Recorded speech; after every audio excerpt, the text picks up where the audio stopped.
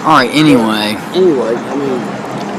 So, Randy, if you told me, hey, Ty, you need to spend a week on the street, alright, give me all your stuff, I'll come pick you up on Sunset and La Brea in a week.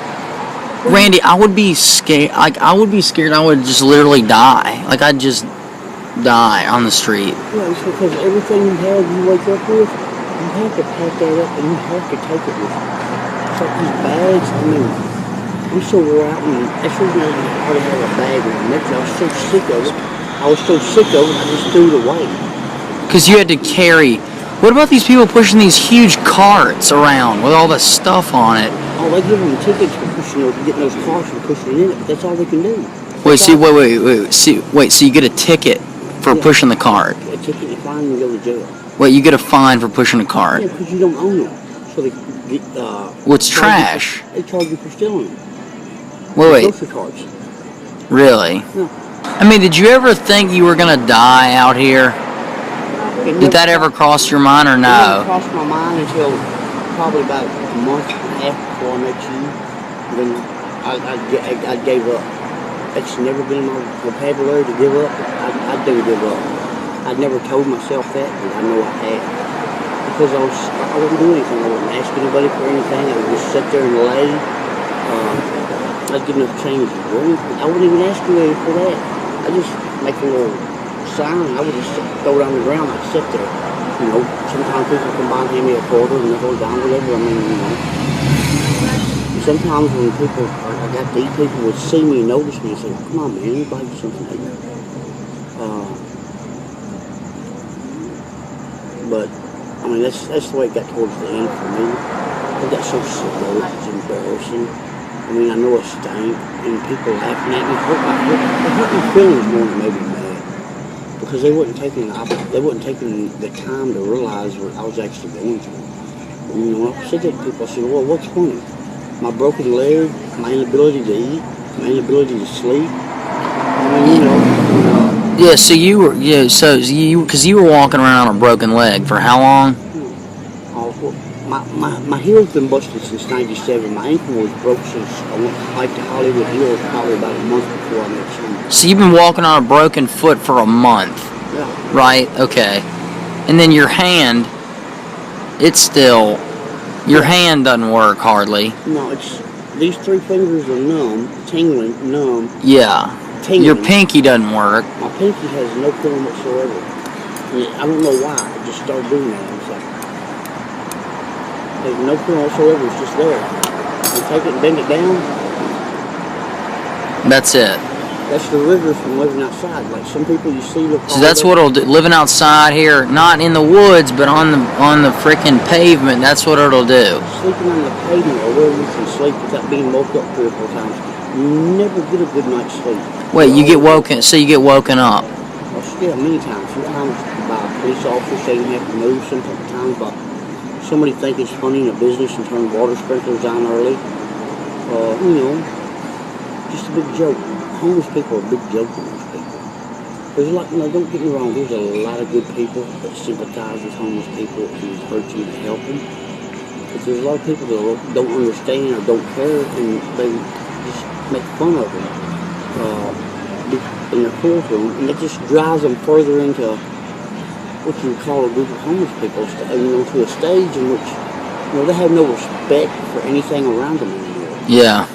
You know, it's terrible. It's really terrible. A lot of people have told me sometimes that you're not homeless, you're too clean. Being dirty is synonymous with homelessness, I guess, but you don't have to be dirty to be homeless. You know, I mean, if you start trying to take care of yourself, some people will help you stay clean and try to, but some people give up. Some people give up so quickly. They don't care anything. They just ask for a few dollars every day to get them a little food, a little beer, and they just go lay down. That's all they know then. You know, they don't remember what was before, or they don't realize what could be. They just already... So wait, when you're in that state of just like desperation, just living on the street, you don't like, you're just so in the moment, you don't think back to your past, being at home, or any of that. A lot of them that give up, they don't. Me, I always knew there was a better life. and it pushed me for a long time. But when it got to being so hard, So hard as in what? What does that mean? Well, I split up with my wife. Uh-huh. You know, going through this, and then with people I thought were friends that weren't homeless was actually just people that was using my ability to get things done. And then, you know, they just pushed me to the side when they got through. They wouldn't remember. Yeah. I mean, I've got a willingness to help people. And then when I mean, didn't you say that one time someone said, yeah, man, I'll get you something to eat when I come out of the store? And, like, so you said, okay, so you were sitting there, and then like an hour later, they never came out, so you went in and asked, and they said they'd gone out the back door. They walked out another door. And there's been times they've come out the same door and just not even look at me and keep going. You know, and just, that's wrong. Do something like that. Yes, no. You know, and then I've had them not even answer me, and that really kills me. Let me know that I exist, please. You know, and a lot of times you see people with signs that a smile helps, it does. When you tell a homeless person, man, it gets better, you know, them words go a long way for the people that really appreciate it. Those words mean a lot to me. Hello, say, hey man, you know, you're not afraid to touch them. A lot of people are, oh no, I'm not touching you, you know. You know, I can understand that, but I do wash my hands. I do sanitize my hands. I mean, so you shaking my hands, I'm not going to I'm going into too many details like this, but No, but I mean, that's the details that I don't know, Randy, that these people watching this mess, they don't know. They feel like they're real people again. Yeah. And, you know, when you treat them different, you're treating them like they're nothing. I mean, that's what they start feeling. Right. And it turns a lot of them angry. A lot of them turns them in on themselves, they kill themselves, or they turn to drugs for their release. You know, if they're not already on drugs and created a situation to be there. Because you see a homeless person, it doesn't mean that they're on drugs and that's why they're there, or they're lazy and that's why they're there. They lost a job, couldn't pay their bills.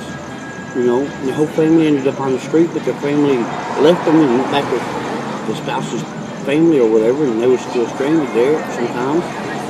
And they have no way out. You know, because all they knew was labor.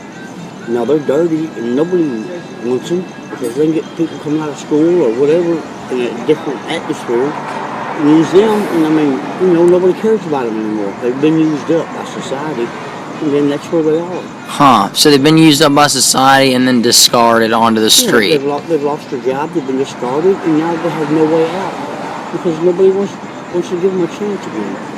And, you know, it doesn't mean, when I say give them a chance, it doesn't mean money. It means treat them like a person. Hey, buddy, how you doing? Have a conversation with them when you see them. Make them feel like they're somebody again.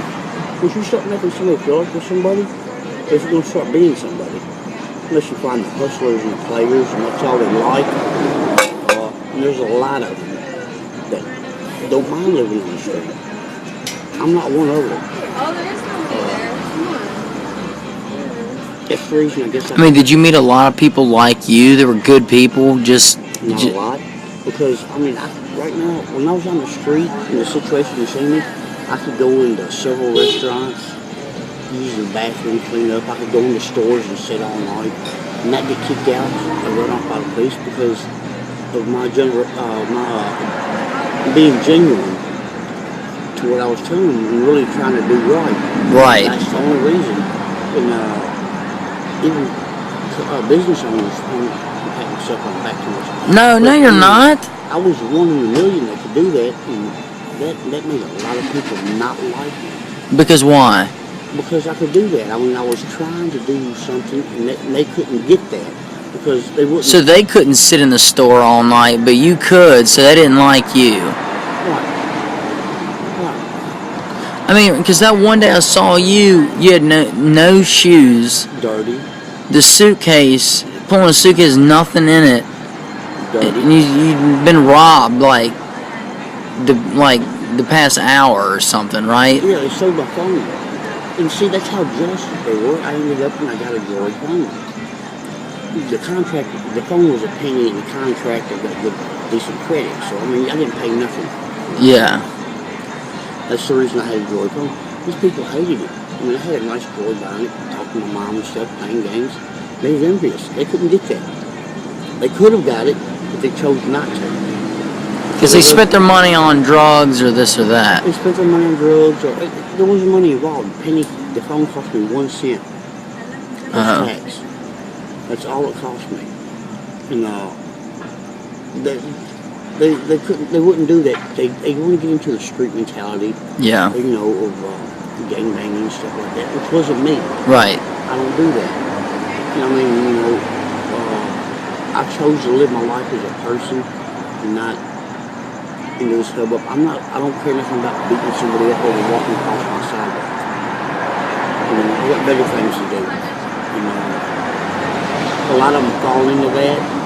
You know, and they're not very smart, and it's like one person tells one person one thing, one person tells one person another thing. A lot of them think, well, drug dealers. Well, I got caught, somebody told on me. I told many of them, I said, how do you know it wasn't your stupidity that got you caught? Did you actually see papers on somebody? No. Well, you're dealing right there at your own house. Yeah. And 10 people come up there and 10 people leave high. The cops aren't stupid. You know, and they had to make them realize that. But the point I'm getting to, though, is, you know, they don't use their brain enough to know that it's because of their own stupidity that things are happening, and it's nothing but that. You know, wow, man, it's hard. I know what I'm saying in my head. Sometimes it's hard for me to explain it and bring the words out.